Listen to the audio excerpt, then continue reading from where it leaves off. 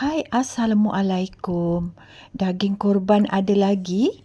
Kalau ada lagi, cuba resipi ni. Nasi pulau daging yang sedap, lembut, gebu dengan beras yang berderai-derai, daging yang juicy dan lembut, ditambah pula dengan bahan-bahan yang istimewa dengan aroma yang sangat-sangat wangi. Buatnya pun tidaklah susah sebab kita campur semuanya sekali ke dalam satu periuk.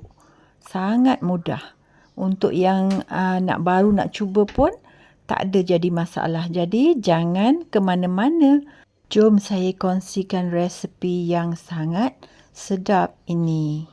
Mula-mula kita panaskan periuk, masukkan dalam 2 ke 3 sudu makan minyak sapi dan kita tambahkan sedikit minyak masak lah ya. Bahan ni untuk menumis. Kita gunakan 3 biji bawang besar yang kita telah hiris-hiris halus. Kemudian kita masukkan 4 sekawan, daun salam, daun pandan, serai. Bahan-bahan ni kita tumis hingga wangi. Kita masukkan juga halia, bawang putih, juga bawang besar yang telah kita kisar lebih halus. Ini untuk bagi dia rasa yang lebih sedap sebab kita banyak pakai bawang ya. Tumis sampai dah kekuningan macam ni. Kita masukkan tomato, 1 biji tomato lah ya. Kita tumis sekali tomato untuk lembutkan dia. Kemudian kita masukkan cili hijau 2 batang dan cili padi ikut kepedasan masing-masing lah ya. Kita masukkan semua bahan ni, kita tumis, pastikan tumis ya.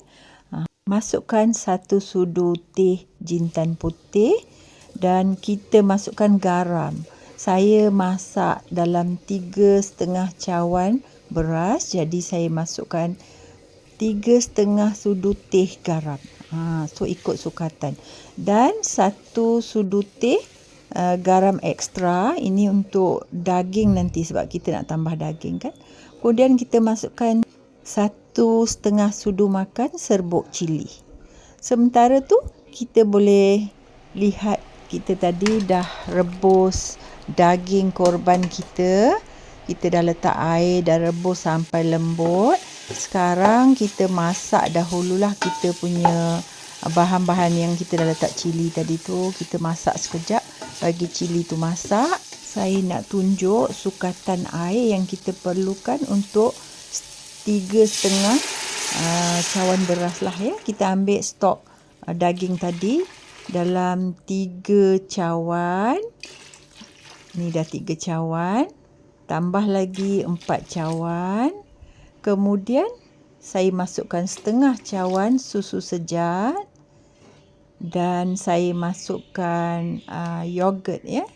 Kita masukkan dalam 3 sudu makan yogurt. Kita tak letak banyak-banyak sangat lah. Nanti masam pula kan. Sukatan air untuk nasi ni saya dah tuliskan dekat description lah ya.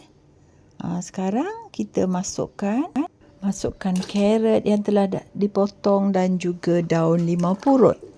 Semua bahan-bahan ni kita gaul rata lah ya. Selepas tu kita boleh masukkan daging yang memang kita dah rebus tadi dah lembut kita masukkan sekali lah semua dalam periuk yang sama. Itu yang saya kata senang nak masak nasi ni. Sekarang kita rasalah garam dia sikit. Biar dia masin sikit sebab kita nak letak nasi nanti kan. Saya rasa untuk 3,5 cawan tadi tu dah cukup masin dia lah. Bila dia dah mula menggelegak tu, bolehlah kita masukkan beras basmati yang telah kita toskan. Beras basmati ni kita dah rendam dalam setengah jam atau 1 jam terlebih dahulu. Lepas tu kita toskanlah, siap-siap lah ya. Bila dia mendidih tu, kita masukkanlah beras. Gaul rata dan tutupkan periuk. Kita boleh masak dalam periuk rice cooker ataupun kita boleh gunakan periuk biasa ya. Bila dah separuh masak macam ni, saya tambahkan dengan kacang kuda. Ini kacang kuda rebus sendiri boleh ataupun dah siap-siap dalam tin tu pun boleh toastkan dan masukkan. Juga masukkan kismis. Ini bahan-bahan untuk nasi pulau kita lah. Kita gaulkan sedikit.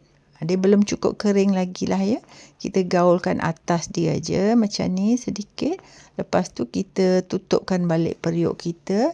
Biarkan nasi kita dimasak macam biasa. Kacang kuda ni banyak khasiat, ditambah pula dengan kismis. Memang sedap sangat nasi ni. Sekejap sahaja dah siap nasi pulau yang cukup wangi, yang cukup sedap.